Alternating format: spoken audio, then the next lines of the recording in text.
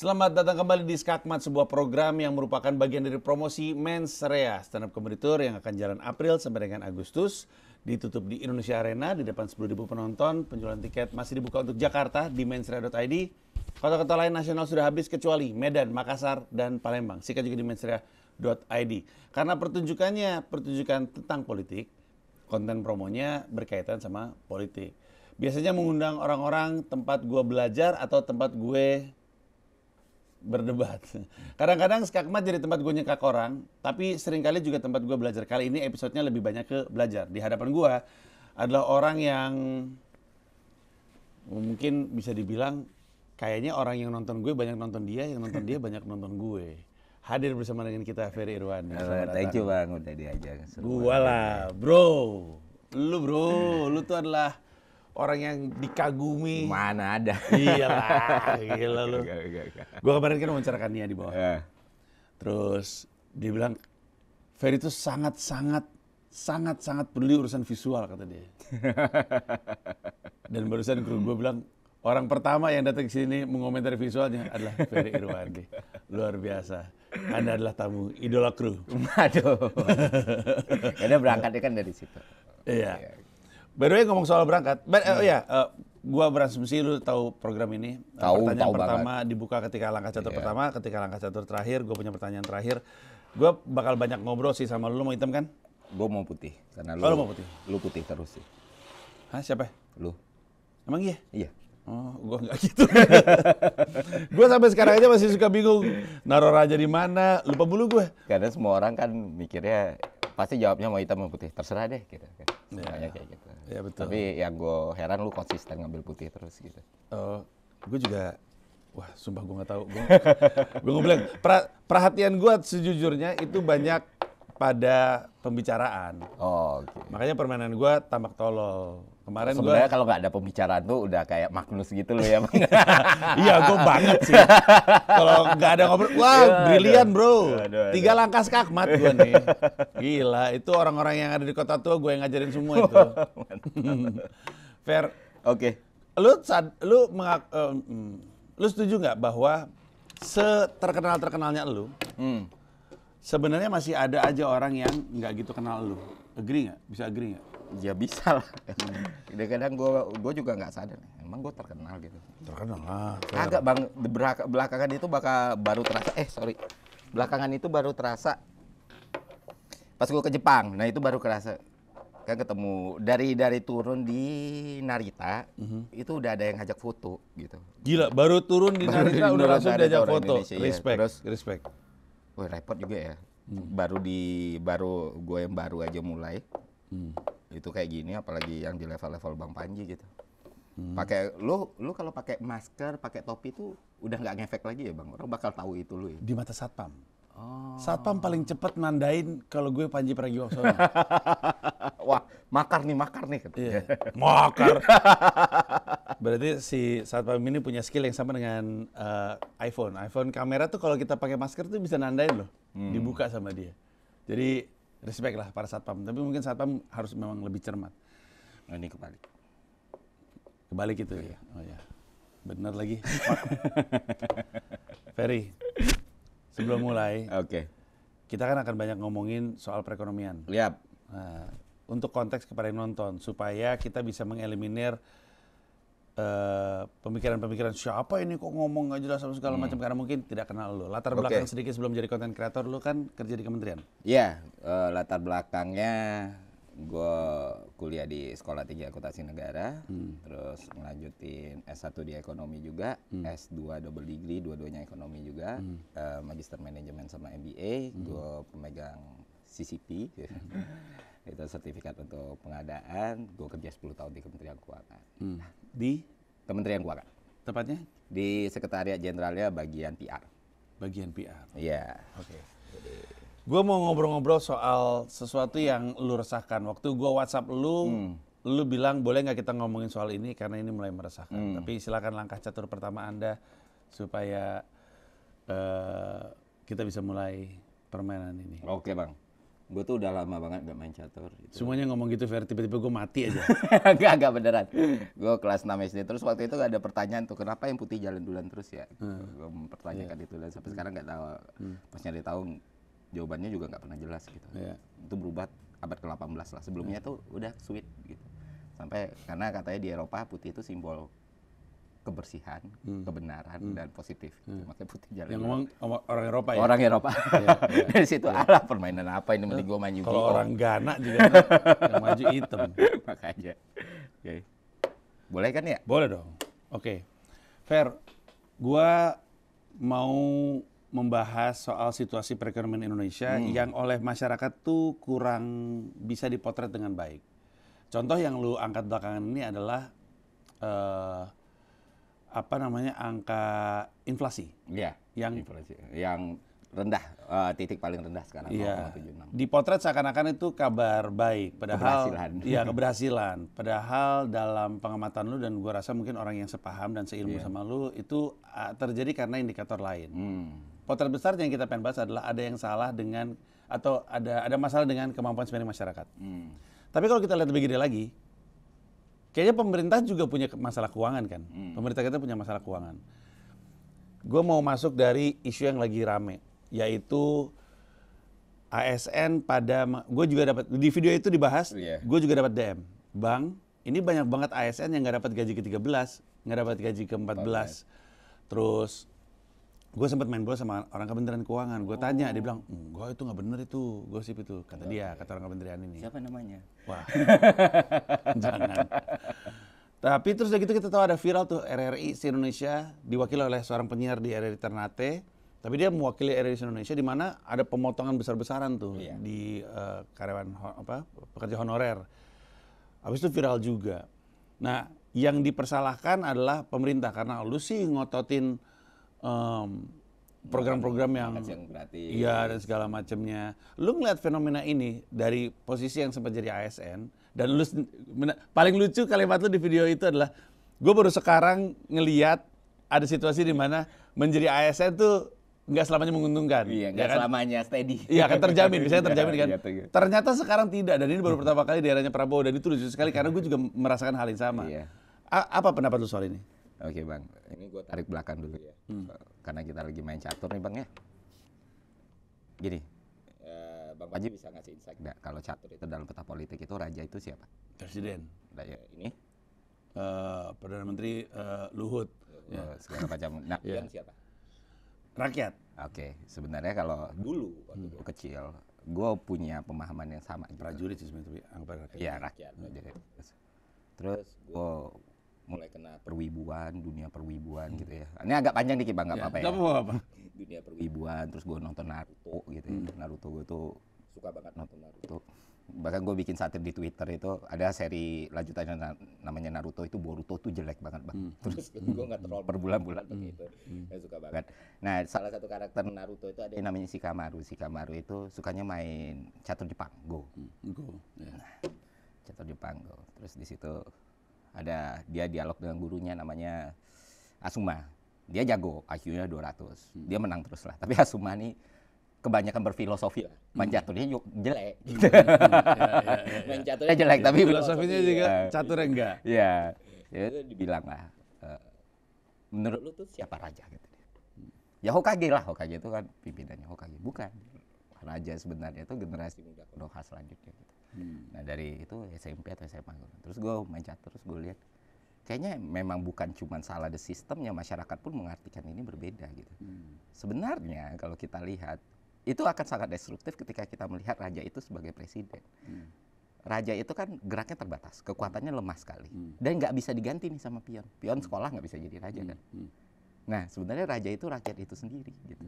Ini presiden, eksekutif, pimpinan tertinggi, perdana menteri segala macam. Nah, ini barulah Bishop ini mungkin diagonal agama, ini diplomasi, ini pertahanan. Nah, ini menteri-menteri seharusnya pion ini. Nah, karena kita mengartikan pion itu sebagai sesuatu yang dikorbankan, makanya kita selalu mengorbankan, menganggap ini mengorbankan rakyat. Padahal sebenarnya for the greater good, untuk memenangkan pertarungan, ya ini yang dia harus korbankan, aparat-aparat dan semua perpanjang tanganan, aparat-aparat, semua elemen yang ada di pemerintahan harus baku hantam supaya raja ini aman, karena raja sebenarnya bukan presiden, Rakyat. Catur itu untuk mengamankan rakyat seharusnya, bukan mengamankan raja. The true king itu, karena nggak mungkin raja se-powerful itu cuma punya gerak kayak gini. Nah gitu, itu esensi dalam catur sendiri dan perpolitikan Indonesia. Nah, balik lagi ke masalah ekonomi ini tadi. Saya udah suka episode ini, Ferry Irwandi. Lanjut. Silakan dipencet, biar gue nggak lupa. Oke. Gue penasaran, itu tuh sebenarnya analogi yang lu create sendiri kan? Iya. Iya kan? Oke. Karena gue berpikir dari waktu baca Naruh, iya juga sih. Kayaknya cara berpikir majority of the people on the world itu salah deh ngelihat Kak Catur sih. Kalau ini presiden, kenapa langkahnya segitu lemahnya? Kalau ini non presiden, kenapa ini sekuatnya? Ya ini bertugas melindungi ini sebenarnya karena dia sangat fragile. Menarik. Dan seorang pion itu bisa jadi perdana menteri ketika langkah taktisnya benar sampai di ujung dan dia bisa sekolah kan, bisa menjabat, ada kenaikan, ini kan enggak. Gitu. Ya, karena di bio Twitter dan Instagram dan gua kata YouTube kan tulisan atasan Presiden Republik Indonesia. Iya.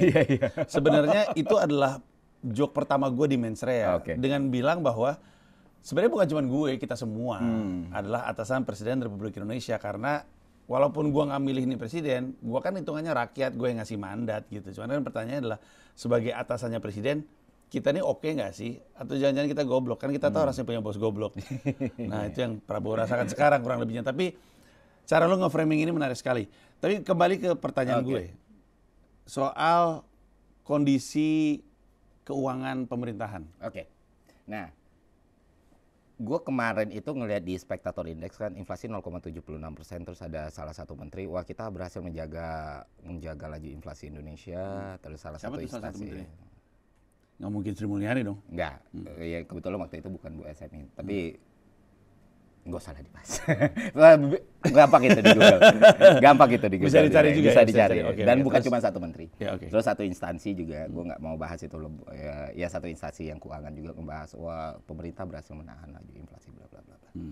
Nah sebenarnya kan penurunan angka inflasi ini bukan cuma di Januari ya. Awal-awal Mei Juni itu juga sama tuh, sempat terjadi dan dalam waktu panjang tuh. Jadi dari Mei sampai bulan Septemberan. Nah istilah dalam di Indonesia itu disebut deflasi, yang itu juga kemarin gue kritik juga karena cuma di Indonesia nih kita pakai istilah deflasi untuk penurunan mantuman harga, price harga dalam satu bulan, itu nggak bisa sebenarnya disebut deflasi. Kalau di US disebutnya inflasi negatif, di Jepang juga disebutnya inflasi negatif, tapi di Indonesia pakai term deflasi. Nah anggaplah kita pakai term yang sama ya. Waktu itu di bulan Mei alasannya karena produksi tomat dan bawang naik. Makanya inflasi rendah. Nah alasan di Januari karena subsidi listrik, adjustment harga listrik. Cuman kalau kita lihat, kalau kita ngomong makro kan kita harus lihat the bigger picture-nya kan. Inflasi itu ada inflasi umum, ada inflasi inti. Ada VF, volatile food, volatilitas food yang memang naik turun. Ada juga inflasi inti kayak pendidikan, perhiasan, pakaian, rekreasi dan segala macam. Nah sekarang kita lihat bigger picture-nya. Di Indonesia justru ini jadi mengkhawatirkan. Kenapa demikian? Karena angka inflasi inti naik. Inflasi inti naik. Iya, kayak anggaplah dua lah. Yang banyak itu beberapa komponennya, yang dua yang berpengaruh banget. Perhiasan, kayak emas segala macam, sama pendidikan. Itu masuk dalam inflasi inti. Nah, tapi konsumsi turun nih. Orang-orang udah nggak belanja. Itu dilihat dari indikator penggunaan tabungan, orang terkuras. Orang pengguna daya beli juga turun. Kita lihat, kita tanya sama pelaku usaha, sulit banget ngejual. Atau kita lihat yang seprofesi lah, content creator, seberapa banyak sih lu dapat endorse di bulan ini dibanding bulan lalu atau segala macam. Itu kan bisa di riset, basis risetnya ada gitu. Sektor manufaktur juga turun, tapi penggunaan ini turun. Artinya apa? Artinya dalam kondisi sekarang masyarakat Indonesia itu mengorbankan konsumsinya untuk kebutuhan pokoknya kayak pendidikan. Karena pendidikan itu naiknya bisa 500% sampai 700% Bang dalam satu tahun. UKT kemarin di UI ada anak teknik sipil waktu itu sempat rame.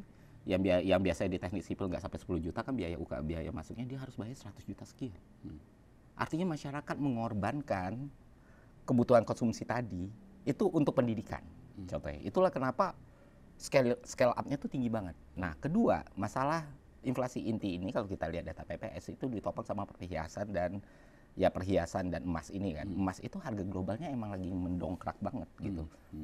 Harga globalnya lagi tinggi banget dan itu yang bikin nilainya terdongkrak di inflasi inti yang jadi alasan orang-orang ini enggak deh, ini enggak ini bisa ini enggak berbahaya kok, inflasi inti tetap naik. Padahal justru itu keadaan yang jauh lebih buruk lagi. Karena orang-orang udah lagi ngapain? Ya udah deh, gue korbanin deh konsumsi gue makan 2 kali sehari deh, gue makan sekali sehari deh, supaya kebutuhan-kebutuhan kayak termasuk cicilan rumah itu masuk dalam inflasi inti.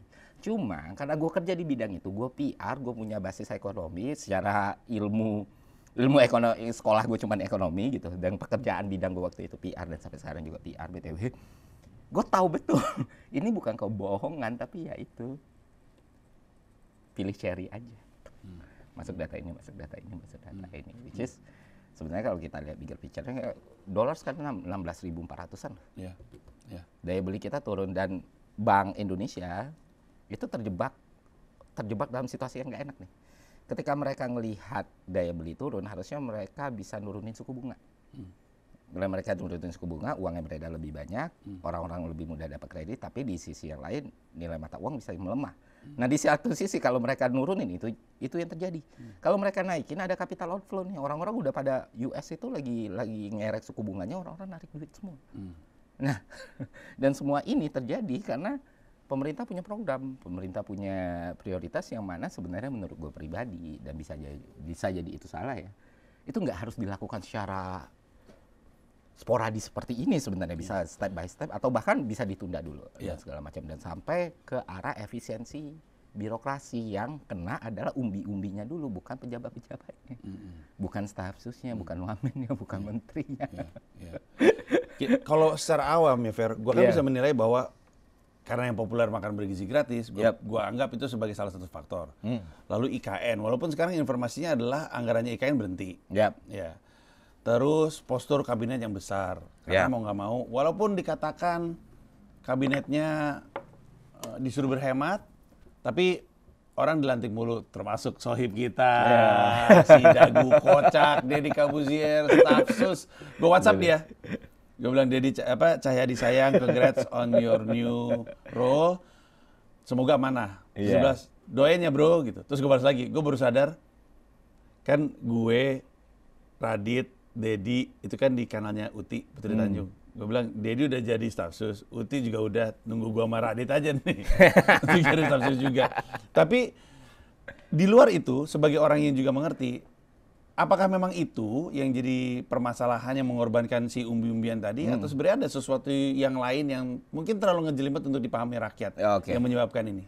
Karena gini, sekarang itu kan sifat siur informasi itu banyak, dan makro itu kan hal yang sulit ya sebenarnya. Orang yang belajar ekonomi pun, orang yang belajar akuntansi, orang yang belajar finance management belum tahu itu. Karena namanya ekonomi itu setiap bidangnya itu punya fokus dan punya teoritis yang berbeda nih. Seorang akuntan tuh belum tahu dia tentu tahu hal seperti ini, atau seorang yang belajar ilmu ekonomi belum tahu bisa bikin jurnal gitu segala macam. Nah, jadi membahasakannya itu supaya simpel itu jadi PR tersendiri itu, Bang. Nah, kita lihat lagi kenapa sih hal ini terjadi? Kenapa semua hal ini terjadi? Apakah pure karena program yang jelek? Apakah pure karena perencanaan yang jelek? Nah, gue bisa bilang kayak gini. Ekonomi Indonesia selama ini ditompang sama yang namanya konsumsi. Jadi kan pendekatan permintaan agregat atau pengeluaran, atau gini gampangnya bahasa manusianya. Ada yang namanya gross demand product atau PDB, yaitu volume transaksi di seluruh negeri nih sekian sebesar, dan Indonesia besar kan, salah satu yang terbesar di dunia. Masuk ke G20 itu kan 20 negara dengan PDB terbesar, salah satu negara kayak gitu. Kita gede banget. Nah, bedanya dengan negara lain adalah kalau di negara lain gedenya itu karena sektor manufaktur tuh, Bang. Manufakturnya bagus. Terus impor ekspornya bagus, investasinya bagus. Nah, di Indonesia kita itu gede karena konsumsinya. Itu bisa sampai 58% dan bahkan bisa sampai di 60%. Di antara semua komponen pembentuk PDB itu tadi. Jadi artinya investasi yang kesini nggak gede, manufaktur nggak gede, government spending nggak gede, investasi nggak gede, tapi konsumsi gede. Makanya ketika COVID terjadi, ketika semua supply chain itu berhenti, orang-orang nggak jualan lagi, antara negara itu susah melakukan transaksi, semua jadi lebih mahal. Negara-negara yang bergantung sama manufaktur kayak Jerman, Jepang itu kan ambruk, Korea ambruk, tapi Indonesia kita berdiri kuat ini karena masyarakat kita suka jajan. Karena semutarnya di kita-kita aja gitu loh. Tapi di satu sisi ini kayak blessing in disguise aja gitu. Kita bergantung itu kita selamat, tapi di sisi yang lain kalau keadaan normal ya kita bisa tertinggal lagi karena kan semakin besar produk kita yang bisa keluar, semakin expand market kita, kemudian semakin besar juga orang yang mengkonsumsi, semakin besar volume ekonomi kita kan. Kalau emang kita bisa masuk nih, kita nggak cuma bergantung sama komoditas mentah atau segala macam, ada produk yang bisa dijual dan lain sebagainya. Nah, ketika konsumsi ini yang jadi penopang ekonomi Indonesia kena hantam langsung,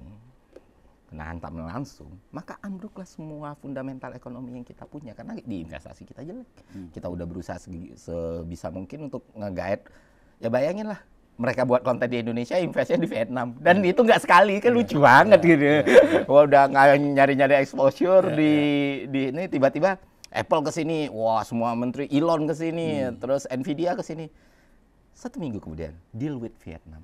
Itu tuh kayak nampar muka kita bolak-balik gitu nggak sih? Berarti there's something wrong with this republic gitu loh.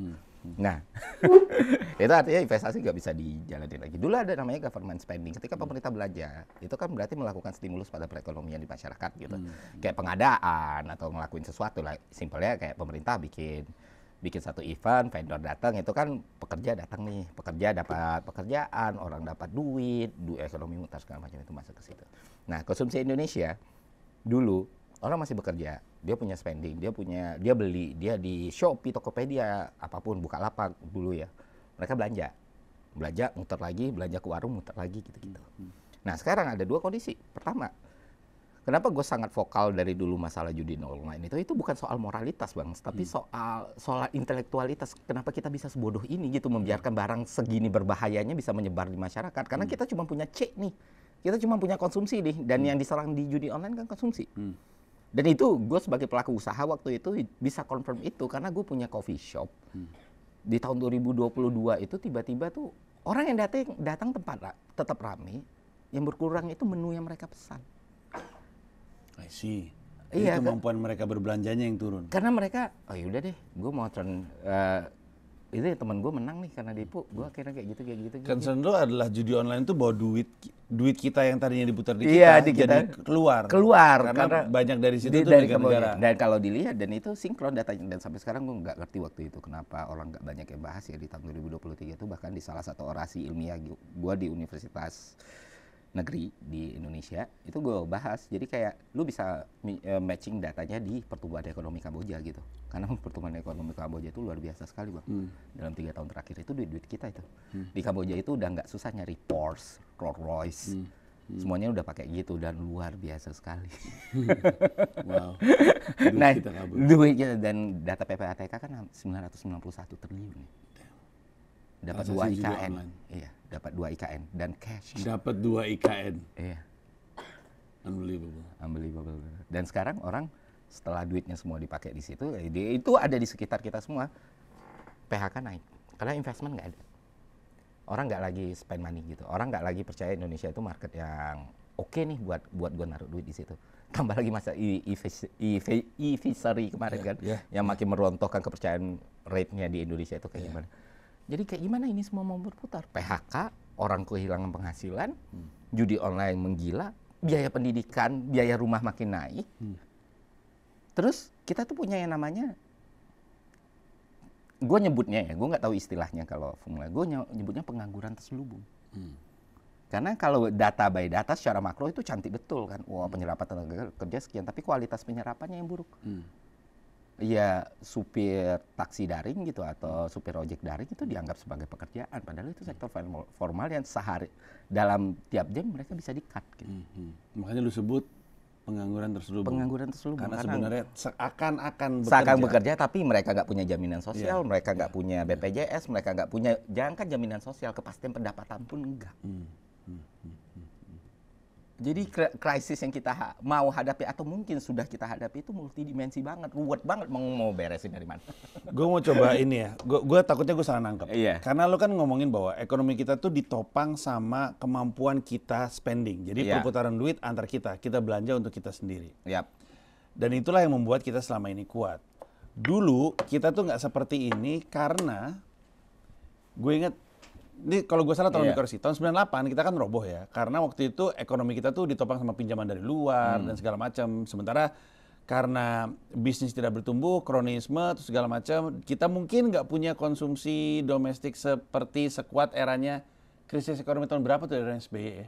Ya 2008. 2008. Waktu Waktu itu kejatuhan subprime mortgage di US. subprime mortgage betul. Tapi kan kita nggak terlalu terdampak. Karena waktu itu katanya ya domestic consumption kita Kuat, kuat. Ya, investment juga kuat, sektor formal pun tinggi waktu itu. Nah, sekarang kita ketemu situasi di mana yang lu khawatirkan domestic consumption kita melemah. Benar Bukan nggak? Bro? melemah, udah lemah. Udah lemah. Yang tadinya biasa menopang perekonomian kita, sekarang ini lagi lemah-lemahnya. Lu khawatir karena investasi juga nggak masuk.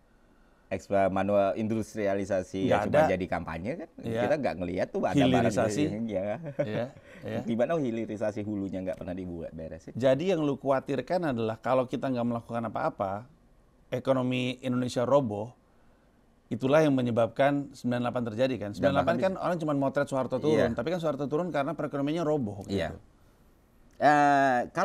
Kalau semua orang tidak berpikir ada something wrong with it, itu bahkan ini fenomena baru ya, kayak kalau kita belajar ekonomi itu kan kita selalu bikin best practice ya, atau kita bikin komparasi dengan fenomena sebelumnya, krisis sebelumnya. Iya. Dan wow, gue nggak pernah nemu yang mirip pun nggak gitu. Jadi waktu itu gue bilang kita dalam fase stagnasi, kita pertumbuhan nggak ada, ini bingung, di sisi yang 5% tuh nggak dianggap 5% itu nggak bisa cover kebutuhan 2,8 juta pencari kerja, Bang. Kalau bisa ya seharusnya aman-aman aja. 5% tumbuh dengan semua posibilitas seperti ini ya, makanya selalu didesak kan. Apalagi kita punya handicap nih sebenarnya, kita punya bonus demografi, angkatan kerja kita banyak banget. Gue kemarin ke Jepang itu masih ngelihat orang umur 60 tahun kerja, mereka suffer sekali. Di Tokyo masih rame nih. Gue pergi ke Sapporo loh, kota gede sebenarnya. Yang jaga tempat makan, Lawson, Family Mart itu orang udah lansia, yang mana nggak akan kita temuin di Indonesia. Terus gue tanya, emang tahu nggak Mas, masalah paling gede di sini? Kurang orang kita. emang nggak ada orang nambah iya. Gitu kan mereka Kalau gue nonton filmnya aktif mulu loh mereka. Bang, Maksudnya aktivitas oh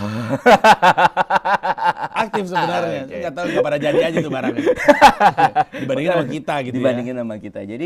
Jadi problemnya itu emang benar-benar kayak ya kita melihat politik nggak bisa naif lah ya. Maksudnya tentu banyak hal, banyak kepentingan yang harus di-cover segala macam, tapi nggak yang sebodoh ini juga gitu loh. Maksudku kayak masa semuanya lu let it go gitu. Termasuk judi online itu masa lu let it go untuk kepentingan tertentu, terus terbiasa kayak gitu, dan akhirnya sekarang udah jadi sesuatu yang nggak bisa di-solve lagi kan.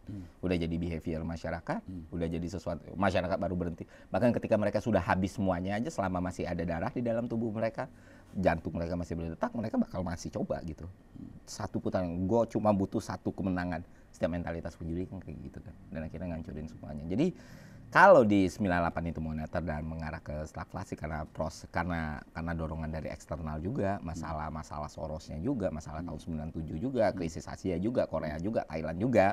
Jadi stabilitas politik kita lagi buruk, kena lagi gitu kan, kenalah kursi ini kena puter gitu, habis. Tapi kalau ini pure, kalau sampai kita jatuh dalam krisis, ya itu inkompetensi. We only have ourselves to blame gitu. Nggak bisa kita nyalain. Benar-benar nggak bisa nyalain.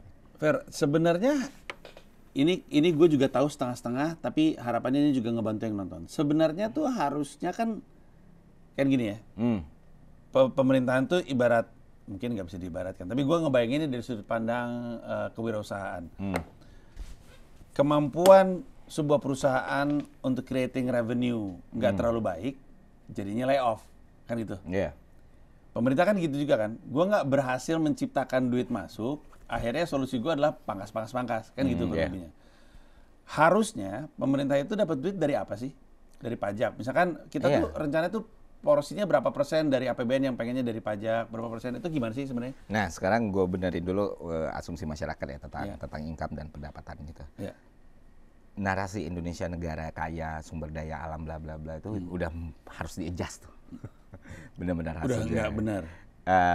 Tidak salah, tapi kurang tepat. Karena kita nggak bisa bergantung di era sekarang ya. Kita udah nggak bisa lagi bergantung sama resource seperti itu gitu loh. Ini beda. Dan kita bukan alasannya? Alasannya karena nggak ada. Habis. yang nggak sebesar itu. Oke. Kecuali kita punya minyak kayak Qatar gitu misalnya, atau kayak Uni Emirat Arab, itu pun mereka udah was-was kan. Artinya apa? Artinya negara modern yang bergantung income-nya sama tax. Ya, dan di Indonesia pun pendapatan pajak itu emang gede gitu, 80 atau bahkan 90%, tergantung APBN tahun berapa ya. Nah, cuman problemnya di sini adalah tax ratio kita itu rendah. Itu cuma sampai 9-10%. Kenapa tax ratio kita rendah? Karena sektor informal terlalu banyak. Sorry Fer, jelasin juga tax ratio itu apa? Iya, jadi tax ratio itu kayak kan ada rate-nya nih, ada 10%, ada 20%, ada 15%. Kepatuhan pajak lah di Indonesia. Orang wajib pajak itu ada berapa sih di Indonesia? Yang seharusnya bisa potensi pajak kita itu berapa sih? Kemampuan untuk menyerap pajak dari yang seharusnya. Iya, jadi partisipasi dari wajib pajak. Nah, kayak gitu loh di negara lain kayak gitu ya. bagusnya berapa? Di negara lain, negara-negara maju itu bisa 15-20%. Kita tadi 15-20, kita cuma 10%. Nah, kenapa bisa 10%? Karena memang ya yang emang wajib dipajak pada lari, pada kabur. Nah, di satu sisi banyak yang tidak tercatat nih. Banyak yang tidak tercatat ya sebenarnya dia udah wajib untuk bayar pajak, tapi tidak tercatat. Karena sektor informal tadi segala macam. Nah, problemnya adalah pemerintah ketika mau naikin tax ratio yang mereka pikirin adalah PPN-nya dinaikin dari 11 ke 12% dan akhirnya dirubah sama PMK-nya juga pakai koefisien 11/12 gitu. Artinya tetap kita bayar 11% walaupun dalam catatan itu 12% gitu. Nah, di Indonesia sebenarnya aturan perpajakan kita ini dibanding beberapa negara lain tergantung ya. Kalau kayak di PPN ya kita lebih tinggi dari Jepang tuh. Jepang tuh 10%, bahkan ada tax free gitu. Atau lebih tinggi dari negara lain, tapi dibanding semuanya ya masih lebih rendah. Di Indonesia itu PPh kita itu progresif, Bang. Nah, yang di layer tertinggi ini yang jadi problem sebenarnya sekarang. Makanya muncullah yang kayak dulu Panama Papers, muncullah para pengempang pajak itu yang bikin serapan pendapatan kita itu rendah. Nah, itu yang gak kusorot. Misalnya kita memang punya basis pajak kita harus diperluas dan diperbesar, ya diincar tuh harusnya bukan PPN tapi PPh-nya. PPh-nya itu dirapiin bener. PPN itu berarti kan ngasih beban kepada semua masyarakat karena semua orang di sini bayar PPN, bahkan mereka yang nggak punya penghasilan. Betul. Kenapa ngambil? Aku bilang waktu itu di Metro TV, ini cara paling cupu sih gitu. Untuk naikin basis pajak. Kenapa lu nggak buru di sisi yang lainnya gitu loh, di PPh aja. Ibaratnya Prabowo yang kita asumsikan adalah orang yang tegas dan galak, nggak punya kemampuan untuk mengejar big dogs-nya gitu. Kenapa nggak? Ya kan gitu. temen lu juga. Saya bisa nyebut Panama Papers nih. Ya silakan googling lah generasi kawan muda. Kawan juga gitu maksudnya. Idealnya kan kalau emang lu galak dan lu tegas dan lu berwibawa, lu kejar itu. Tapi kenapa solusinya adalah orang-orang ini gitu. Udah mah tadi kita bilang di awal, kemampuan kita berbelanja lagi turun, abis itu di situ dinaikin. Jadi kan tambah turun gitu. Judul nggak pernah selesai, pinjol nggak pernah selesai, tiba-tiba lah. Dan makanya cupu kata lu. Iya cupu. Dan PR-nya juga cupu. Karena keputusan berubah dalam 6 jam sendiri, orang lagi adjustment itu anak-anak finance di privat atau publik kan. 1 Januari diterapin udah gonta-ganti nih, tiba-tiba berubah, tambah lagi koefisien baru 11/12 yang harus masuk dalam formula kan. Akhirnya apa yang terjadi, Bang? Terselubung lagi. Ya tetap naik. Tapi akhirnya diakalin ya udahlah, bagian dari harap HPP dah, harga produksi. Daripada gue rubah-rubah lagi sistem. Jadi gue tuh selalu bilang gitu. Iya beda ya, maksud gue tuh bukan anti pemerintah. Sekali lagi gue bilang, gue bukan anti pemerintah, tapi gue punya responsibility sama keilmuan yang gue pelajarin puluhan tahun, yang mana gue belajar itu dari APBN. Gue disekolahin negara untuk belajar ekonomi gitu. Jadi, itu argumennya orang yang lu marahin juga tuh, yang bilang lu kayak manusia salju. Oh, si Irwan. Dia juga bilang gitu kan. Saya ini dapat beasiswa saya itu dari pemerintah. Argumennya sama tapi outputnya beda ya. Iya. Kalau saya kan nggak ada urusan dan kepentingan ya.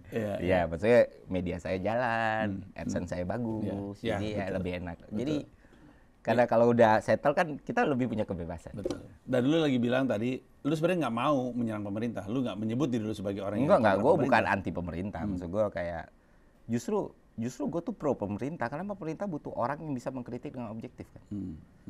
kritik itu kenapa selalu dianggap anti sih? Sebenarnya kan yang dibutuhkan dalam demokrasi itu check and balance ya kritik kan. Ya. Nggak akan pernah ada demokrasi yang jalan dengan baik tanpa ada kritik yang baik juga gitu. Makanya kalau Bang Panji lihat di semua platform yang gue punya, gue nggak pernah sama sekali pakai kata kasar, kotor, ngolok-ngolok, ad hominem. Ketika ngebahas, gue bahkan nggak pernah ngebahas pribadinya.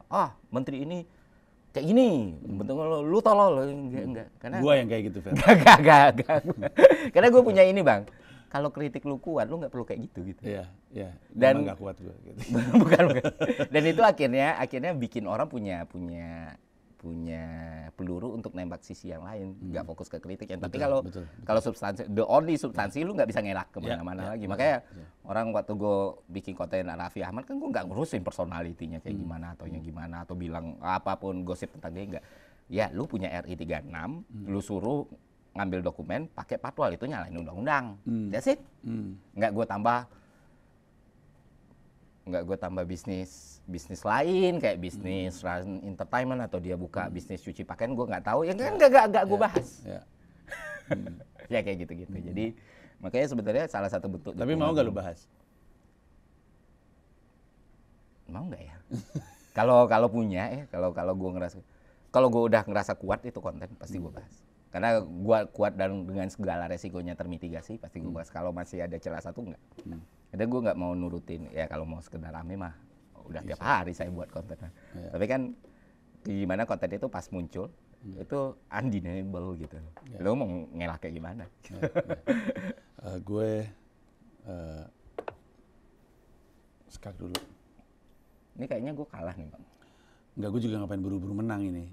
Cuman kalau misalnya gue nggak maju, gue dimarahin sama Iren Sukandar karena dia memantau permainan catur gue. Murid tolol katanya. Nah sekarang gue mau ngelanjutin pertanyaannya. Kita kan udah punya potret nih. Potret kita adalah pemerintah tampak salah dalam mengambil sejumlah kebijakan. Salah mungkin. Kan sebenarnya kan Pak Prabowo itu punya hak untuk menentukan arah yang mau diambil, keputusan yang diambil itu hak. Mungkin ada banyak solusi untuk sebuah permasalahan. Ya dia mau ngambil kayak gini ya boleh, yang ini mau ngambil kayak gini juga boleh. Tapi terus kita udah memotret bahwa nggak tahu gimana ceritanya Pak Prabowo ini tampaknya lemah kepada yang ya pemberantasan judi online, yang sebenarnya gede sekali, 2 kali IKN kata lo, duitnya bisa masuk untuk dia.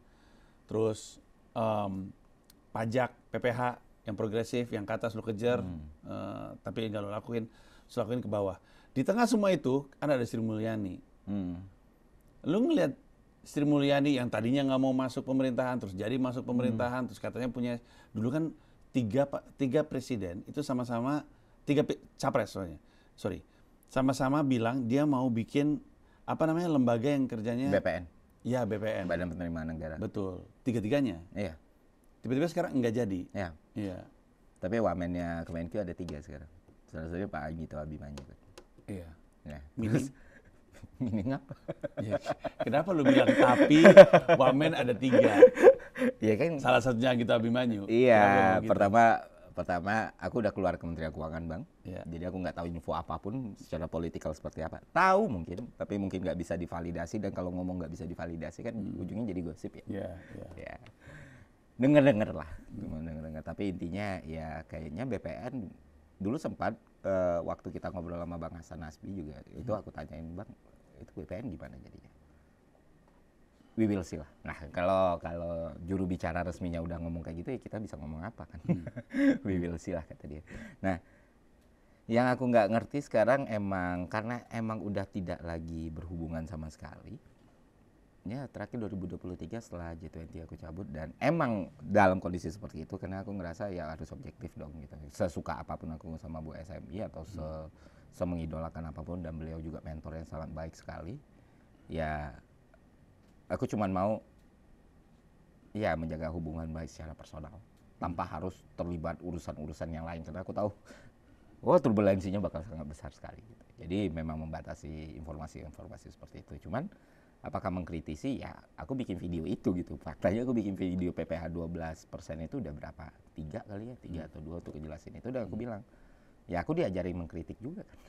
Karena diajarin seperti itu, justru aku ngerasa kayak Bu SMI udah ngajarin aku hal seperti ini, malah nggak aku lakuin karena itu Bu SMI, kan ada yang salah berarti. Bilang. Nah kayak gitu, aku tidak sepakat dengan itu, tidak sepakat dengan PPN naik 12% di saat seperti ini. Mungkin akan lebih baik kalau pemerintah bisa ngasih political will yang bagus dulu nih. Political will yang bagus dulu apa? Dan itu sebenarnya kan PR game aja gitu. Political will yang bagus itu ya misalnya kayak, oke, kita harus melakukan efisiensi anggaran, yang pertama saya tebas adalah pejabat-pejabat saya nih, kalian nggak usah deh dikasih semua fasilitas ini, untuk apa, itu untuk rakyat aja. Satu tuh. Dan sebenarnya kan eksekusi itu gampang tuh, nggak bisa di level legislatif ya, eksekutif ya anak buah lu nih, menteri sampai dirjen-dirjen itu sekalinya lu kasih kayak gini, selesai. Dan itu juga masyarakat pasti bakal support dong. Oh, nggak ada lagi tenot-nenot gitu. Wing-wing itu nggak ada lagi, namanya pejabat itu kamar hotelnya dibedain sama pelaksananya atau eselon 4, eselon 3, eselon 2-nya gitu. Nggak ada lagi yang namanya perjalanan dinas bawa satu rombongan gede, satu pesawat, yang mana pembayaran kalau di US itu lu perjalanan dinas PNS bang, lu bisa dapetin misalnya kayak event internasional ya, 1 bulan itu sekitar 300 juta per orang. Per orang? Ya, I can confirm that.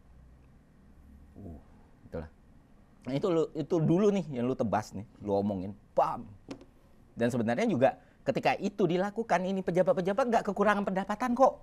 Hidupnya juga bakal nggak akan susah dan miskin kok. Karena basis gajinya udah gede, belum komisarisnya juga, belum lagi hal-hal lain yang mereka bisa dapetin, itu nggak akan membuat mereka miskin gitu. Dan itu salah satu trigger pertama gue resign itu, karena waktu COVID, lah kok penghematan untuk COVID good, tapi yang ditebas kan THR. Yang mana buat pelaksana kayak gue, duit 2 juta aja itu gede banget gitu loh. Dan harus hilang, dan sampai sementara gue ngelihat menteri-menterinya waktu itu nyanyi, jangan mudik, jangan mudik, mudik. Itu kemarahan sementara PNS gak bisa marah kan. Gila, tajam Fer. Tajam Fer. Ya. Nah, dan ketika ini dilakuin nih, misalnya kita anggaplah kita ada di universe yang berbeda dengan presiden yang sama. That's poin pertama yang mereka lakukan ketika ngomong efisiensi adalah nebas eksekutif ini. Ketika ini dilakukan tentu ada tekanan dong buat legislatif melakukan hal yang sama, karena mereka itu kan para birokrat kita. Aku bisa confirm ngomong kayak gini karena 10 tahun punya pengalaman kayak gitu. Mereka itu orang yang berbicara dengan sangat banyak, tapi cuma 1% atau bahkan 2%. Ya sekitar itulah orang yang berani bertanggung jawab atas apa yang dia omongin. Kalau ngelempar ide, canggih betul. Bisa ngerjain nggak? Oh jangan saya. Itu tipikal kayak gitu. Oh jangan saya. Pokoknya mereka nggak mau kena masalah. Once lembaga eksekutif ya udah ngelakuin kayak gitu, legislatifnya nggak mungkin diem dong. Kalau enggak kita yang jadi samsak nih, kita harus lempar bola. Gamenya birokrat itu kan bola panasnya jangan di gua. Dan nge-create kayak gitu ya lu harus buat dulu dari eksekutif. Waduh, legislatif kalau nggak ada penyesuaian, kita yang diamungkin masa nih. Pasti mereka juga akan bikin penyesuaian itu lagi. Baru setelah itu lu mau bikin efisiensi untuk level bawahnya, orang bakal support. Ayolah kita sama-sama susah gitu.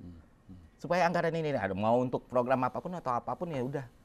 Dan akhirnya mau PPN-nya dinaikin, orang ngelihat, oh ya, pimpinan gue nih, ini gue nih udah berkorban nih. Masa gue juga nggak mau. Dan itu tinggal dibalik aja, itu udah jadi sesuatu yang benar. Tapi the fact yang dilakukan pertama adalah ngehabisin yang bawah-bawah dulu, itu malah bikin orang tambah, come on. Ayolah. Ya gue ingat waktu lu ngebahas soal, waktu itu kan ada PPN batal naik, tapi lu kemudian ngebahas itu dari potret yang berbeda, dan lu ngomongin bahwa semua ini tuh nggak mengubah para pejabat-pejabat dan kondisi keuangan mereka. Semuanya tetap punya mobil, tetap punya itu. Jadi ada ibaratnya ya, kayak pemerintah tuh kayak cari gara-gara sama kita gitu. Ya, jadi mereka enak hidupnya, terus itu dihajar-hajarin mulu gitu. Rakyatnya juga kayaknya nggak ngeh gitu. Nggak ngeh bahwa mereka itu dikalahkan. Dan emang karena itu bingung juga. Maksudnya kayak, oke, ngomongin soal dana pensiun, yang dihabisin, yang diomongin tuh dana pensiun PNS kelas tali ini dia. Orang-orang yang mungkin sampai karirnya 30 tahun cuma mentok jadi eselon 4, itu yang jadi beban. Nggak pernah diomongin tuh anggota DPR yang kerja 5 tahun tapi pensiunnya seumur hidup. Gila kan, maksudku gila. Dan itu bebannya jauh lebih besar tuh kalau dihitung per orang. Kayak anggaplah pensiunnya kita ambil kotoran aja cara hitungan brutonya aja. Orang dapat pensiunnya setengah dari penghasilan dia gitu. Kan biasanya kayak gitu kan. Kalau di PNS itu setengah dari gaji pokok. Nggak tahu aturan udah berubah atau Nah ini DPR, anggap penghasilan sebulannya DPRD lah 50 juta, ini mereka dapat easy money for the rest of hidupnya gitu. Lu jadi anggota DPRD bang, ya lu dapat 25 juta bersih, lu nggak ngapa-ngapain seumur hidup dengan kerja 5 tahun. Sinting. Yeah. Dan orang nggak nge-capture itu gitu loh, orang nggak ngelihat itu, orang nggak ngelihat bahwa, makanya waktu gue bilang ini krisis multidimensi dan semeraut sekali sebenarnya gitu, semeraut sekali. Tapi sayangnya gue tuh betah tinggal di Indonesia gitu, jadi mari lakukan apa yang bisa dilakukan gitu. Pemerintah tuh bisa bangkrut nggak sih? Ya bisa lah, sangat-sangat bisa. Pernah terjadi? Tahun Saya bukan di Indonesia ya, mungkin di Indonesia pernah, gue nggak tahu, tapi ada nggak? Apa Yunani ya? Yunani pernah bankrupt, Venezuela. Terus Indonesia 66, inflasi, hyperinflasi itu sampai 650%. Apa tuh fair condition membuat sebuah negara bisa bangkrut? Pertama, definisi negara bangkrut itu apa? Dan biasanya faktor penyebabnya apa? Iya, simpel ya, gue mau ngomong simpelnya supaya lebih banyak orang lagi terima. Negara itu bangkrut ketika semua itu udah nggak ada value-nya. Uang nggak ada value-nya, komoditas sudah nggak ada value-nya. Orang bawa uang pakai gerobak pun udah nggak bisa membeli apapun. Terus itu titik ekstrim dari sebuah kebangkrutan. Hiperinflasi kayak gitu. Yeah. Yang terjadi di Indonesia tahun 66 itu kan barang itu nggak ada nilainya karena semua udah makin tinggi dan nggak kebeli gitu. Udah nggak kebeli. Dan untuk mencapai keadaan kayak gitu di ekonomi modern ya bukan hal yang bisa terjadi begitu saja, tapi melihat kok ya balik lagi, ini bukan ngomong dari orang yang berada di sisi berseberangan dengan pemenang kontes politik ya. Maksudku, aku bukan oposisi ya, kan abang tau lah, orang-orang yang muncul di TV atau di sosmed, ya karena benderanya itu dia harus ngomong itu. Pokoknya harus kritik aja gitu. Kan ini enggak. Sangat-sangat bisa. Banyak beberapa hal dari yang dikerjakan pemerintah, bahkan kita bantu gitu loh, untuk ngejelasin benernya kayak gimana gitu. Udah tahun-tahun. Nah, dalam kondisi kayak gini tuh emang aku sempat bilang, pakai bahasanya tuh radikal gitu. Butuh perubahan secara radikal. Benar-benar radikal dalam kebijakan fiskal dan moneter kita. Misalnya kayak kemarin nutup anggaran IKN dulu, menunda IKN dulu, itu which is good dengan kondisi sekarang. Tapi misalnya radikal, makan siang gratis lah, katakan makan siang gratis. Mungkin Bang Panji juga pernah ngomong di YouTube ataupun di Twitter atau segala macam. Ya program ini tuh program biasa aja sebenarnya, di negara lain juga banyak gitu. Tapi kan apakah harus semasif itu Kickstarter-nya? Gitu. Apakah metodenya harus kayak gitu? Apakah harus emang bikin rantai birokrasi sepanjang itu sampai bancakannya jadi banyak seperti itu? Atau harus dilakukan semuanya serentak seperti itu? Kenapa nggak prioritasnya dulu ke daerah-daerah terluar atau daerah-daerah yang sulit dulu? Step by step. Kan masih 29 tuh panjang kan? Kan ada success story juga kalau dimulai dari kecil makin gede dan nggak ngebebani ruang fiskal kita. Nah, kenapa nih nggak di-adjust dulu? Misalnya. Atau, misalnya orang mempermasalahkan kabinet gendut, ya lu lihat aja, itulah harga yang kita harus bayar dalam demokrasi kita kan. Segitu banyaknya koalisi ya. Kita nggak bisa menutup mata, nggak bisa naif lah bilang, nggak mungkin bisa ramping dengan segitu besarnya koalisi gitu. Tapi apa perlu gitu nambah pejabat dengan beban APBN yang sebesar itu. Mana yang ditambah juga kayak salah satu yang aku sorot banget Afi Ahmad itu, dia nggak kekurangan mobil kok. Dia tuh nggak kekurangan mobil, ngapain pakai Lexus harga 3M gitu, 4M. Yang mana waktu LHKPN yang aku buka di KPK, bukan mobil dia. Iya benar. Iya, itu juga yang dibahas. Enggak, justru itu yang nggak dibahas orang. Iya. 3 kan? Orang bilang, itu bisa aja mobil Raffi yang dipindahin platnya. Sebenarnya secara aturan juga nggak boleh. Tapi oke lah, itu lumrah terjadi. Masalah di LHKPN nggak ada. Oh, itu mobil istrinya bang. Lah lebih salah lagi berarti. Iya. Lebih salah lagi. Enggak, itu mungkin pakai nama PT. Itu paling ngaco tuh. Mobil PT lu jadiin, lu kasih bebannya biar APBN yang bayar operasionalnya. Dan lu jadiin mobil lu atas nama PT aja, itu berarti lu udah ngasih etika tidak baik untuk ngemplang pajak. Iya. Justru makin kriminal lagi kalau alasannya itu. Kayaknya emang masyarakat juga banyak yang nggak tahu ya. Dia ngelihat sesuatu nggak sadar bahwa itu salah. Nah, gini bang, yang fenomena gampang ya, kita lihat di TikTok lah. Majority respon itu. Ya wajar dong pejabat. Jadi mentalitas masyarakat kita tuh emang kita tuh harus kayak gitu ke pejabat gitu. Pejabat tuh harus dikasih semewah itu dan ya supaya ini. Jadi lebih konyol lagi. gue ngundang Ayu Ting Ting nih, karena kan dia emang bener-bener UMKM banget lah ya. Terus, Jadi tuh. jadi udah tayang di Malaka. Terus seru banget. Dan sama sekali nggak ngebahas soal apapun hubungan dia dengan awalnya. Ini masalah warga TikTok, wah ini bentuk pembalasan ke Raffi Ahmad. Apaan? Gak ada hubungannya bangsat. Bawa-bawa kisah cinta. Nggak jelas gitu. Oh, ini pokoknya. Ya karena orang cuma bisa mengomentari di ranah yang mampu mereka capai kan. Dan kita nggak boleh marah.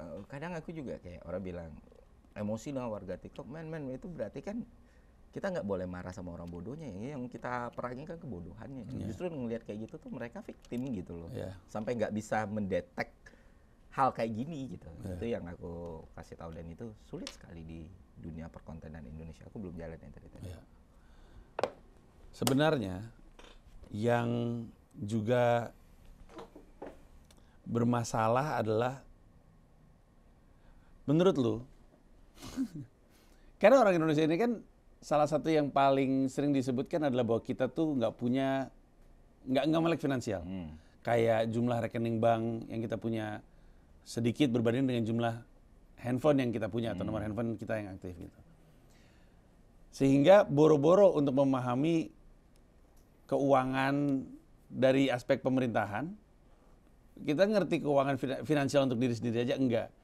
Ini tuh menandakan level yang jauh untuk bisa memahami apa yang kita diskusikan. Pertanyaannya kemudian adalah, kita ini ngomong sama siapa, Fer? Oke. Itu menarik sih Bang, karena gue selalu kayak gini, ketika gue bikin konten, atau gue ngomong di publik, misalnya kayak sekarang nih, itu kan kita atur nih, redaksinya seperti apa, alurnya seperti apa, flow-nya seperti apa, end-nya seperti apa. Nah, anggap itu dalam satu kesatuan tuh kita kalkulasikan, itu bernilai 100% gitu. Nah, pastikan ketika mereka cuma dapat 25% dari satu obrolan, itu 25% yang sangat berbobot. Makanya tadi beberapa diksi bahkan harus aku koreksi. Oh, kayak gini lebih paham kayak gini. Nah, seenggaknya ketika mereka udah punya 25% lagi, mereka punya triggering nih. Gue harus lebih ngerti lagi. Jadi fungsi edukasi kan sebenarnya seperti itu gitu. Dengan kondisi sekarang, gimana masyarakat bisa paham semua hal kayak gini? Iya, yang penting lu tahu nih. Walaupun lu nggak tahu banget nih apa susah untuk mencerna semuanya, lu tahu something wrong with it. Gue harus save myself. Gue harus kerja kayak, gue harus do something deh, gue harus at least gue berhenti judi online deh. Kayaknya obrolan Bang Paji sama Ferry ini terlalu berat nih. Ya udah deh, gue berhenti aja deh. Ya itu kan udah ngasih hal yang positif kan. Makanya pelan-pelan kita perbaiki, pelan-pelan kita benerin lagi. Makanya dari kemarin aku mikir, aku coba bikin tweet, itu bikin lucu juga ya. Ya udah kita lakukan apa yang bisa kita lakukan lah. Kalau nunggu negara hadir, biasanya hadirnya nyusahin gitu. Bener lagi. Kita bilang kayak gitu kan. Jadi sekarang misalnya kalau di posisiku sendiri, aku pernah bilang, wah apalagi di Devil Advocate juga pernah dibahas. Aku tuh mau membuktikan satu tesis nih, Pak. Orang perubahan dari luar itu kan selama ini cuma jadi term ya. Cuma jadi ya perubahan dari luar itu seperti apa gitu. Ya gue bisa bersuara, gue jadi voiceless segala macam. Tapi ya nggak ada sesuatu yang benar-benar bisa dilakukan. Dan ini yang pengen aku buktikan dalam 2 tahun atau 5 tahun besok. Bisa nggak dari luar dengan semua keterbatasan yang kita punya nih, kita melakukan perubahan yang emang punya dampak buat masyarakat gitu. Dan itu yang lagi pelan-pelan tak coba. Dan aku ketemu petnya kayaknya bisa nih. Salah satu bagian paling pentingnya ya itu tadi, edukasi ke masyarakat tadi. Kalau sistem pendidikan kita sudah benar atau kita sudah punya ruang didik yang benar, hal ini nih bisa dikurangi. Nah, beberapa perubahan lain, beberapa dampak lain juga bisa kita lakukan sembari berjalan. Kayak kemarin orang-orang itu lagi ada masalah, ya abang di channel Bang Paji misalnya atau di beberapa channel YouTube yang abang ada tuh, itu mungkin agak terganggu dengan komentar spam judul. Ya kita nunggu pemerintah bergerak ya susah dong, sulit gitu. Nah kemarin aku udah ngobrol sama orang Komdigi juga nyari waktu lah. Gue liat postingannya. Iya. Terus aku ngelihat, oh ini aku pelajarin nih gimana sih? Oh susah nih, susah banget. Mau coding kayak gimana pun juga butuh rumit sekali untuk ngebahas ini. Dan kalau aku ke YouTube pasti mereka bakal jawab yang sama. Karena mereka main di wording kan, kata-kata divariasiin. Terus ada namanya agensi yang ngerjain kayak gini kan kita nyebutnya black hat marketing agency. Black hat marketing agency itu untuk kerja-kerja kotor Bang. salah satunya spamming gitu. Dan mereka dibayar setelah aku teliti, aku pelajarin polanya, oh pasti flag free. Flag free itu kalau konten lu bertahan 24 jam lu dibayar sekian. Nah, tapi kalau lu top komen, lu bisa punya kapital yang gede. Makanya mereka punya resource sebanyak itu untuk like di satu komen. Oke. Lupakan dulu soal sistem, gue bukan seorang programmer, gue bukan ini, tapi kita bisa melakukan social engineering di sini nih. Kita lihat tujuan mereka apa, big fish-nya mereka apa. Oke, hijack the top comment. Hijack the top comment berarti artinya apa? Solusinya adalah kita potong kepalanya aja, hijack top comment-nya, kita secure dulu. Iya. Itu udah gue lakuin juga sih, dan mendingan. Mending bang, dan efektif, dan langsung berkurang intensitasnya. Kayak gue bilang, itu nggak akan ngapus semuanya, tapi goals mereka udah kita potong. Gitu. Dan mereka juga udah kewalahan dengan itu. Ada yang bilang tutup dulu komennya selama sejam 2 jam, ngaruh nggak? Oh itu enggak. Itu karena mereka kan, jadi sistemnya itu sindikatnya itu ada 3 koordinasi nih, koordinator utama, middleman, sama eksekutor. Nah mereka tuh emang udah nandain, dan random bot, komputer yang kerja udah ngedeteksi, oh ini algoritmanya kayak gini, dan gue bisa masuk kayak gini. Jadi lu tutup, lu buka lagi, dia mereka bakal muncul. Makanya yang kayak gitu itu kan udah banyak tuh. Akhirnya gue mikir ini bakal efektif. Seenggaknya mereka nggak akan dapat gaji dari situ atau biaya ekstra bonus, kecuali pembiayaannya berubah. Nah dari YouTube-nya sendiri, karena mereka kesulitan untuk nemuin solusi by sistemnya, gimana gue ngasih saran akhirnya ke YouTube, gini aja, kalian bikin mekanismenya. Karena gue teliti platform kalian, gue kulik platform kalian punya satu kelemahan nih. Kalau di live, dan sebenarnya bisa jadi solusi banget, kalau di live kalian bisa bikin subscriber only or member only. Nah di video yang nggak live itu belum ada mekanismenya. Lu bikin itu subscriber only yang bisa komen, kelar itu. Oh iya, kita kok nggak pernah terpikir ya mas. Anda jadi CEO YouTube. Ya akhirnya rapat meeting berjam-jam, mereka lagi mengupayakan itu ke headquarter untuk ngasih visibilitas itu. Kita kan tadi juga sempat ngomongin judi online ya. Kita kan sempat ngomongin judi online itu skak, by the way. Oh iya. Lagi ngomongin judi online kan. Kita ngomongin bahwa kalau seandainya judi online ini diberantas, mereka mungkin nggak perlu menyusahkan rakyat kecil atau mengorbankan rakyat kecil gitu namanya. Cuman kan ternyata tidak. Padahal tadi angkanya berapa transaksi? 991 T. 91 triliun. Oke. Orang awam termasuk gue akan berasumsi bahwa alasan kenapa judi online ini susah banget untuk diutak-atik karena pelakunya dekat dengan penguasa, bahkan janjian dengan penguasa. Nah, sekarang saya mau masuk ke pembicaraan ini. Oke. Apa yang lu temukan? Temuan-temuan apa yang lu dapatkan ketika meneliti, karena orang selalu bilang Ferry Irwan ini ada arc baru mulu nih. Ada arc judi online, sebentar ada arc apa gitu. Ini arc yang mungkin udah rada lampau. Tapi bener kata lu, gue juga resah karena muka gue dipakai ya berkali-kali, Ferry, ya ampun. Terus itu bener kata lu, dia pakai keyword yang ntar tujuannya miring apa segala macam. Setiap kali ada keyword di blog muncul lagi. Gua kesel, nggak ada yang berubah, jadi pengen tahu dong kenapa sih nggak ada kemampuan untuk mengubah itu. Nah dari teman-teman itu apa faktor yang memberatkan pemberantasan judi online? Political will kan. Tapi apa spesifiknya? Iya mungkin ya kayak penghalang political will itu apa? Kayak dugaan Bang Panji tadi mungkin terafiliasi dengan pihak-pihak yang berkuasa. Siapa kan aku kan nggak tahu. Fer. Kan kita ini Fer. Kita nih lu sama gue nih Fer. Iya gini Bang. Ini Bang Panji juga kan yang ngomong juga. Ini kan aja nih. Nah, kalau aku main sporadis aja dari tadi main habis-habisin aja, aku mati duluan. Betul. Iya.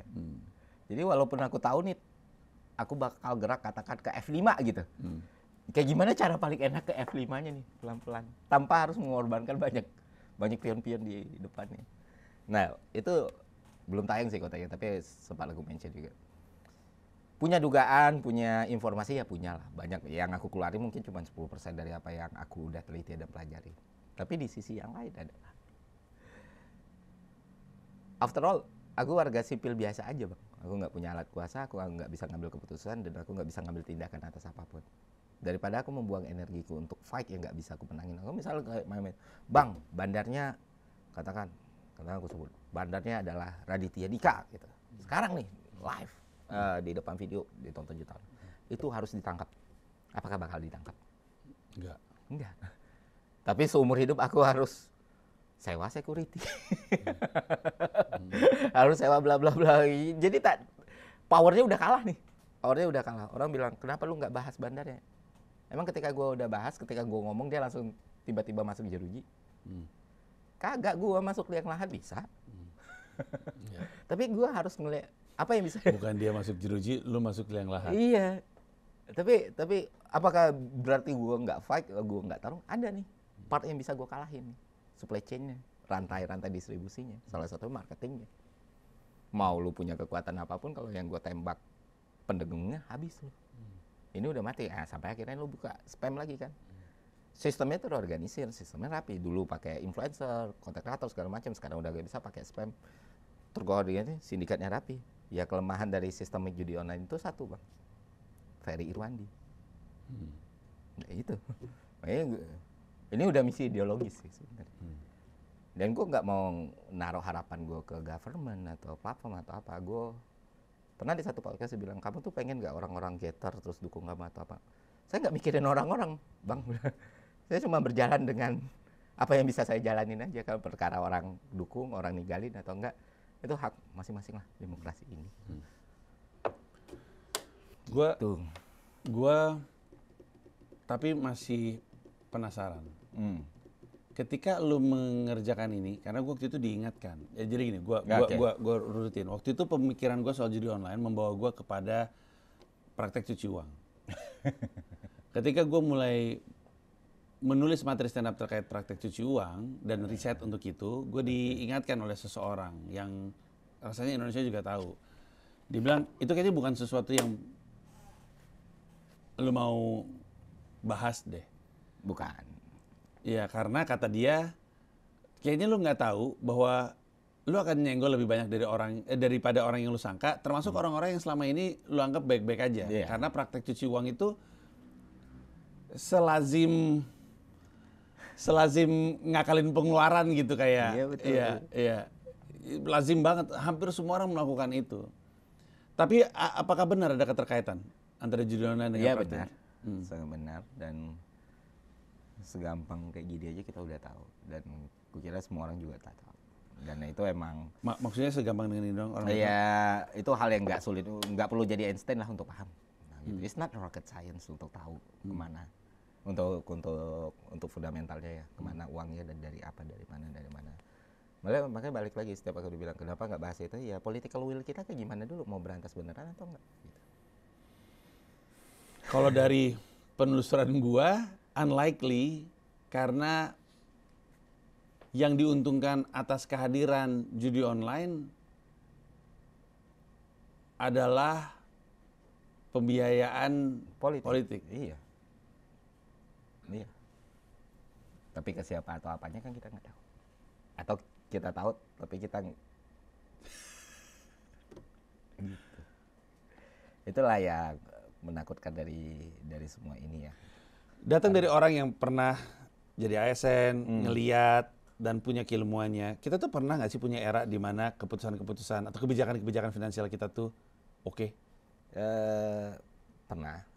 Dan bahkan Pak Jokowi itu banyak loh di awal-awal ya, apalagi di pertama itu fokusnya seenggaknya benar infrastruktur. Ya. Dan kalau kita ngomong ke orang Sumatera atau orang luar non-Jawa ya sulit untuk membenci Pak Jokowi waktu itu kan. Karena untuk pertama kalinya loh ada tol, untuk pertama kali loh harga BBM sampai gitu.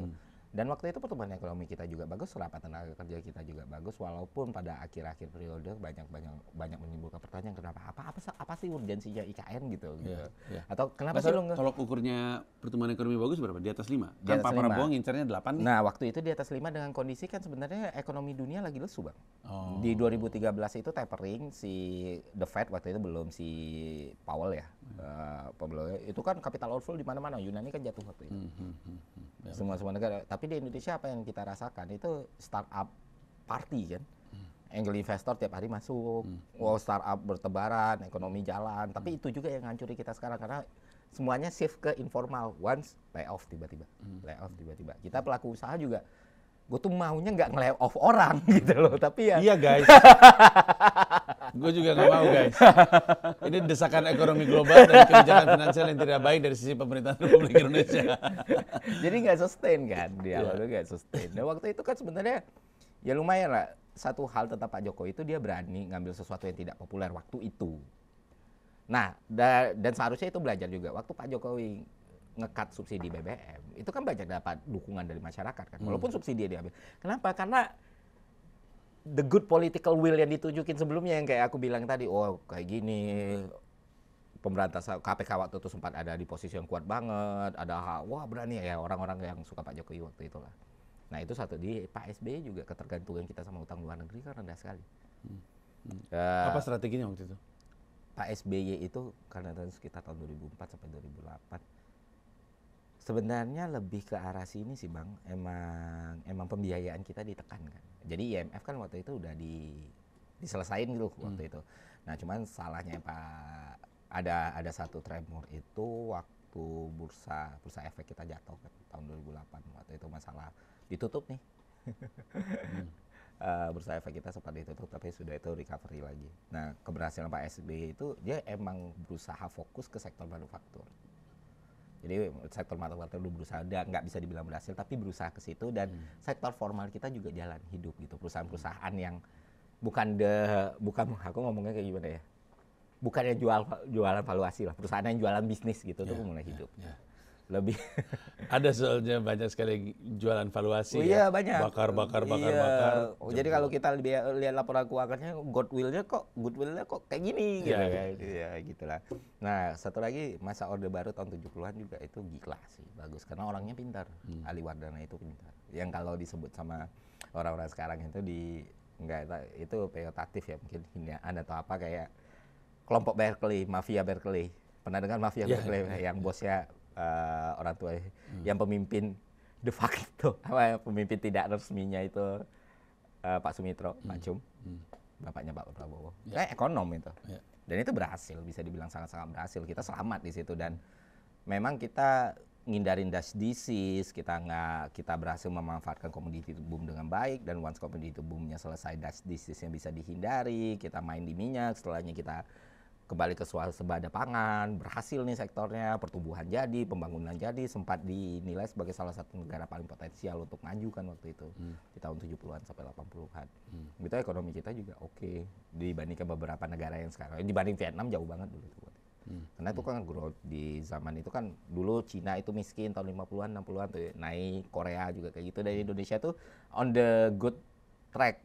Orang banyak bilang itu karena utang setelah 60 itu yang ngancurin Indonesia. No man, semuanya itu terukur dulu, itu soft loan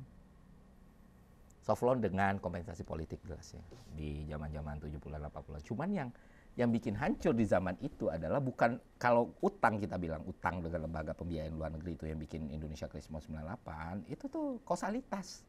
Penyebab utamanya ya birokrasinya busuk gitu. Korupsinya menjadi gitu. Kepentingan tuh mulai banyak dan lain sebagainya, itu yang bikin hancur sebenarnya. Nah, tapi kan disimplifikasi karena utang. Jadi orang pun pemahamannya juga gitu.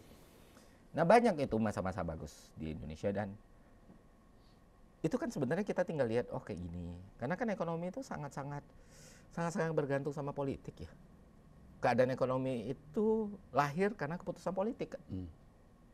Dan keputusan politik dibuat karena keadaan ekonomi sebenarnya. Jadi nggak bisa dilepasin sebenarnya kedua hal ini nih. Ya, gue ingat waktu gue ngobrol sama Prof. Renal Kasali, baru ini lo ingat nih. Oh ya, aku ya? Iya, Prof. Renal Kasali, mungkin lo lihat juga, kalau misalnya lo follow dia di Instagram, lo kan tahu bahwa dia pernah ngomong gini. Apaan sih lu Fer? Nggak jelas dulu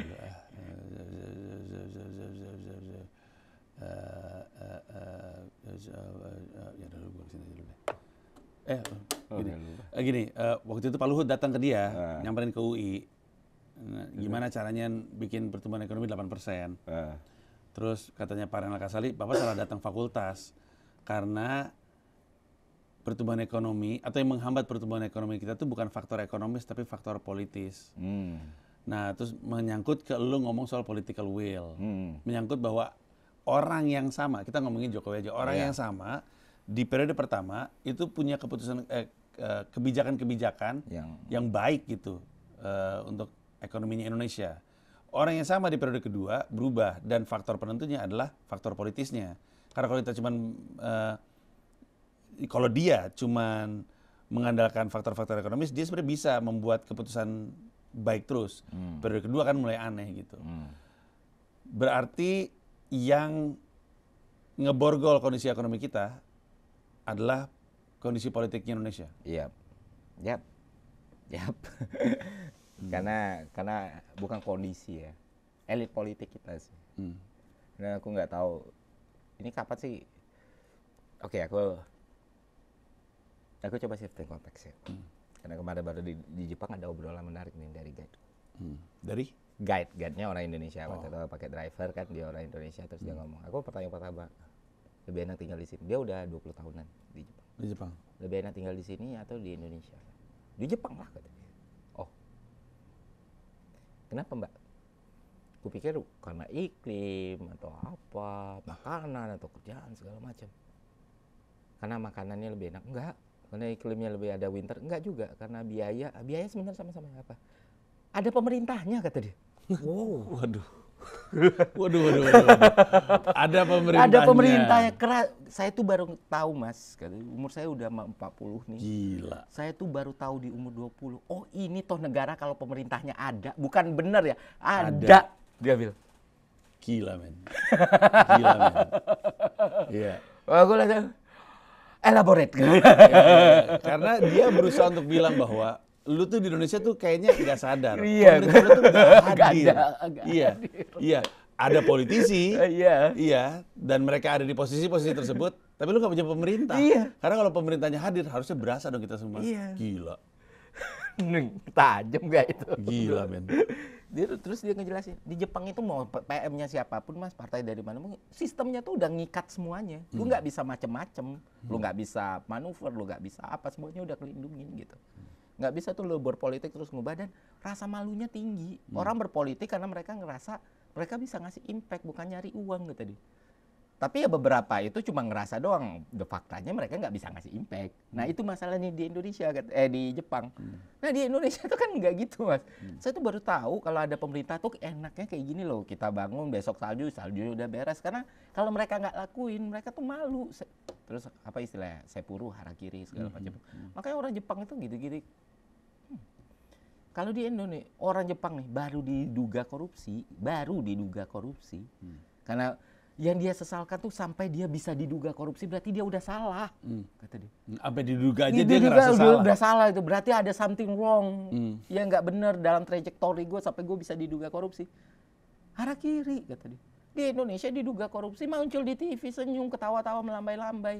Iya. Dan bahkan dia main apa namanya, playing victim. Iya, kayak ngerasa gila itu saya baru kerasa. Mungkin Mas ngerasa saya lebay ngomong kayak gini. Tapi cobalah Mas tinggal 2 tahun kata dia. 3 tahun aja di Jepang kata. Terus dia bilang, jangan di Amerika kata dia. Gua tuh kayak gitu. Itu kriminal banget Mas. Banyak kata dia. Lo kok jadi kayak gitu. Tapi ya pas aku dengar kan berapi-api dia cerita. Oh iya ya, bahkan paling fundamental aja tujuan orang berpolitik di Indonesia tuh itu pun udah keliru. Dan seharusnya kalau politikalnya benar, sistemnya benar, ya udah, itu kayak kita jadi pegawai negeri aja gitu. Kita misalnya jadi presiden, udah ada nih job desk-nya, ya udah dikerjain, nggak perlu ngapa-ngapain, clerical ini aja kan. Gue harus jalan ini, gue harus jalan ini. Jadi ketika politisinya berganti, sistemnya tetap benar, tinggal dijalanin aja. Itu negara maju. Oke, baik. Lalu aku tanya lagi. Tapi nanti kalau mau bersih di mana? Indonesia Mas. Oh, gila orang Indonesia ini disakitin tuh masih sayang aja gitu. Fair. Gue kalau mau ngobrol panjang lebar, kita udah lebih dari sejam nih. Okay. Gue mau resign aja. Terima kasih atas permainannya. Gue punya satu pertanyaan terakhir. Okay. Apa cara paling mudah rakyat Indonesia seperti yang nonton ini untuk bisa memahami kondisi politik Indonesia? Apa cara paling gampang buat mereka? Semacam hack, kita singkat aja. Oke, memahami kondisi perpolitikan Indonesia, cara paling mudah ya. Selalu, pertama, lu harus cari tahu. Dan yang kuncinya adalah, porsi lu mencari tahu sesuatu yang lu nggak yakini, harus lebih besar daripada sesuatu yang lu yakini. Ulangi, porsi yang lu pakai untuk Cari tahu sesuatu yang lu nggak yakini. yang nggak yakini. Atau lu nggak percayai. Harus lebih besar daripada apa yang lu percaya. Kan kita punya persepsi, kita punya bias. Sebenarnya manusia itu gak lepas dari bias. Kita punya keyakinan kayak gini, walaupun nggak ada empirisnya, tapi keyakinan kayak gini nih. Misalnya, gue percaya bumi itu datar kok. Gitu. Nah, cobalah cari tahu semua informasi soal bumi. Itu bakal bantu kita keluar dari polarisasi sama clustering gitu. Ferry Irwandi, terima kasih banyak Thank atas you, waktunya. Bang. Thank you. Siapa lagi? Sudah. Setelah ini.